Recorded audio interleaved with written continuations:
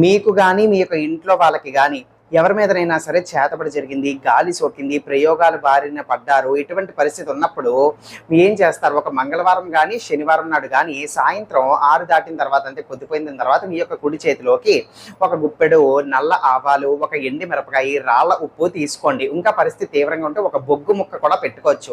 ఈ ద్రవ్యాలన్నీ కూడా కుడి చేతిలో బిగించి పట్టుకుని మీ ఆ బాధితులు ఎవరైతే ఉన్నారో వాళ్ళ యొక్క తల చుట్టూరా ఒక 7 సార్లు తిప్పండి. ఒకవేళ మీ అంతట మీకే చేసుకోవాలనుకుంటే మీ యొక్క తల చుట్టూరా ఒక 7 సార్లు తిప్పుకోవచ్చు.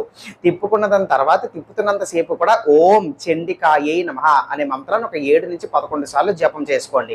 ఈ విధంగా అయిన తర్వాత తిప్పుకున్న దాని తర్వాత ఈ యొక్క ద్రవ్యాన్ని అంతా కూడా ఏదో ఒక విధంగా మంట ఏర్పాటు చేసుకుని లేకపోతే ఒక దీపం దగ్గర కానీ, ఒక పాత్రలో కానీ ఏదో ఒక విధంగా నిప్పు అనేటువంటిది రాచేసి ఆ యొక్క నిప్పులో పడవేసేయచ్చు. ఏ నిప్పు అయినా సరే పర్వాలేదు.